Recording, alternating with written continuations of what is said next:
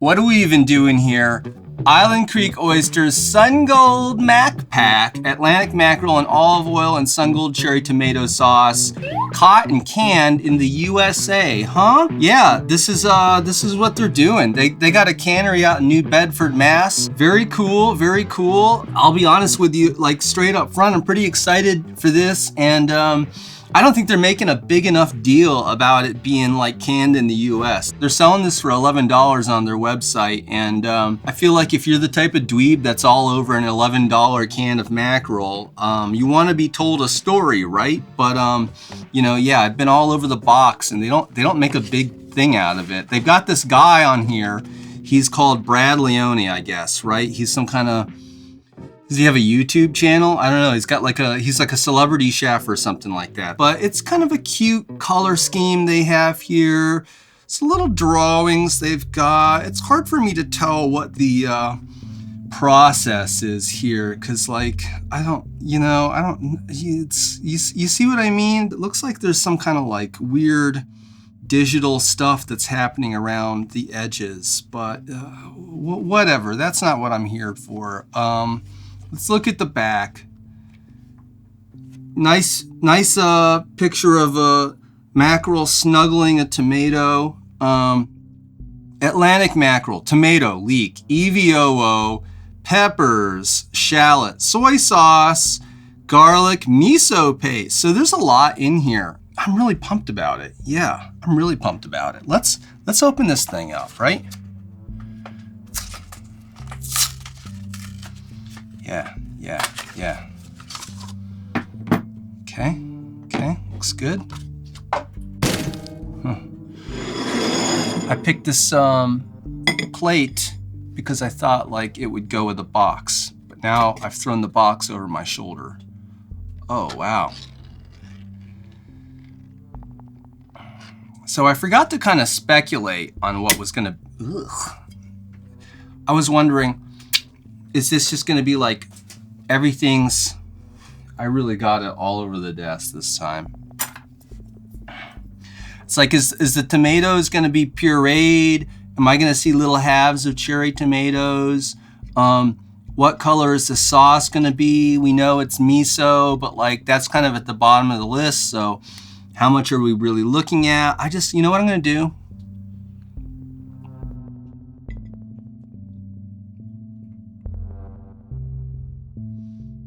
That is a delicious, interesting sauce. Yeah, I can sense the miso. Obviously, the miso is what's clouding this up here.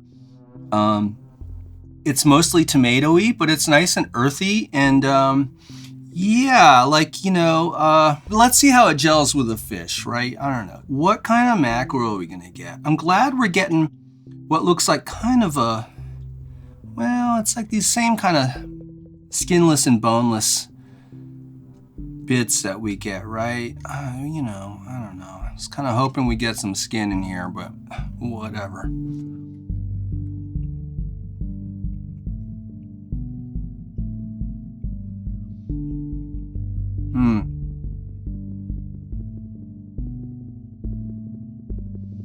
Yep. I feel like this is pretty tender for something that's in this format, you know?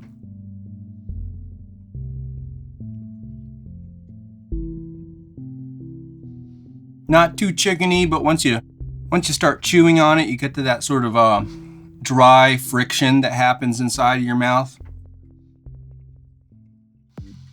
The sauce works good. I think it helps the texture.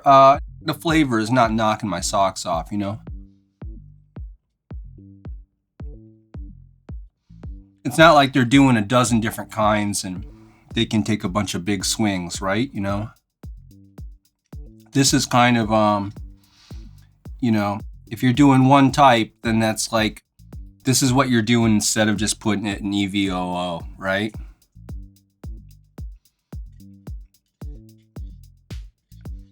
Yeah, this is all right. It's hard for me to make, you know, I'm not going to tell you that it's not worth $11 because value is a crazy thing and everything's expensive these days. I wouldn't go so far as to say this is like an ultra special can. But it is high quality. It's not knocking me out. And I'm pretty hungry right now, to be honest with you. I'm really happy to be eating these, but I'm not going to be hanging off the ceiling over these, you know?